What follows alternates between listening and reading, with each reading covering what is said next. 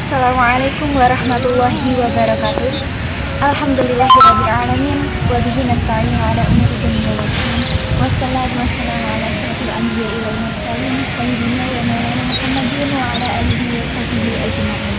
Segala puji bagi Allah, Tuhan semesta alam. Kepadanya kita memohon segala pertolongan atas segala urusan dunia dan juga urusan akhirat. Selawat dan keselamatan semoga tetap tercurah kepada Nabi dan Rasul tercinta kita, Nabi Muhammad SAW. Semoga kita yaumil qiyamah kelak mendapatkan syafaat dari beliau. Sobat milenial, bagaimana kabarnya? Semoga kita semua selalu dalam keadaan dengan dipenuhi rahmat dan juga perlindungan dari Allah Subhanahu wa Ta'ala.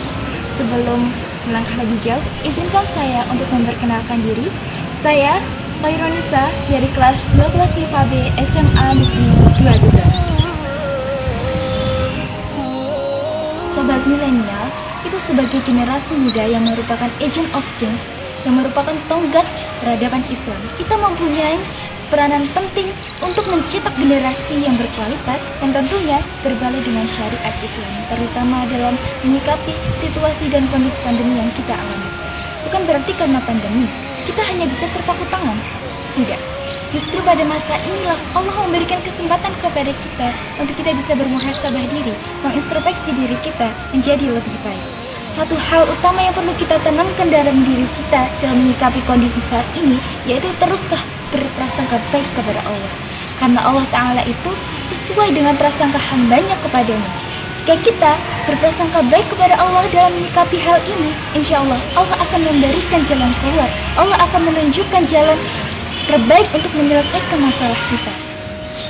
Sesuai firman Allah Ta'ala yang berbunyi, fa inna ma'al usri yusra, dan sesungguhnya setelah kesulitan itu ada kemudahan. Ini adalah jawaban Allah Ta'ala kepada semua pertanyaan kita.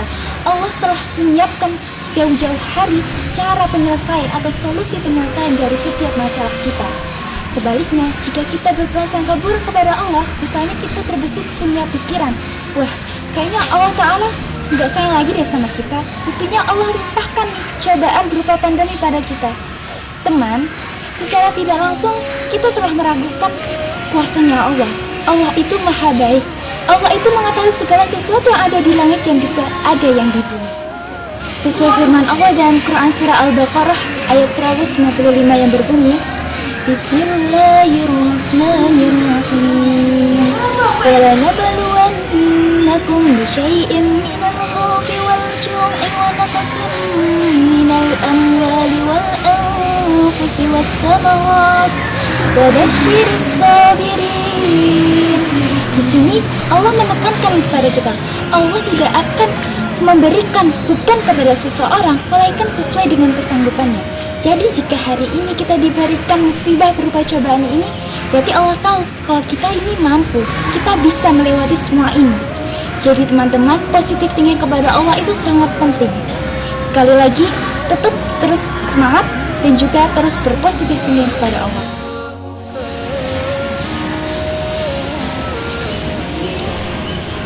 Sebagai remaja perubahan yang bagaimana telah menjadi agent of change, kita perlu melakukan perubahan-perubahan positif. Maka dari itu, mari kita wujudkan yang namanya gerakan rebahan. Tapi bukan rebahan yang itu kok. Rebahan yang ini maksudnya yaitu remaja bawa perubahan. Nah, lalu gimana nih caranya kita agar kita bisa menjadi remaja bawa perubahan? Yang pertama perlu kita lakukan yaitu memperbaiki sikap dan juga akhlak kita. Hal ini merupakan fondasi penting bagi kita untuk bisa membangun kehidupan bermasyarakat yang baik. Yang kedua, kita sebagai remaja, kita harus bumbata. Apa itu bumbata? Alias buka mata, buka telinga. Kita harus sadar akan kondisi negeri kekinian, sadar akan situasi yang ada di sekitar kita. Nah, dari demikian, kita bisa mengembangkan kreativitas kita, inovasi-inovasi kita, agar kita mampu bersaing dengan yang lain untuk menciptakan prestasi kita. Sebagai remaja yang bawa perubahan, kita mempunyai tugas untuk menyebarkan kebaikan dan mencegah kemungkaran. Terakhir dari saya, perubahan itu memang penting, tetapi jangan sampai dengan adanya perubahan, kita jadi melanggar syariat Islam. Niatkan semua apa yang kita lakukan ini untuk ibadah. Insya Allah kalau kita niatkan demikian, segala pahala akan mengalir kepada kita.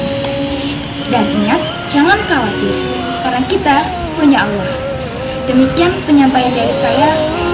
Mohon maaf apabila ada kesalahan dan kekurangan selama saya menyampaikan. Akhir kata, barakallahu fikum. Wassalamualaikum warahmatullahi wabarakatuh.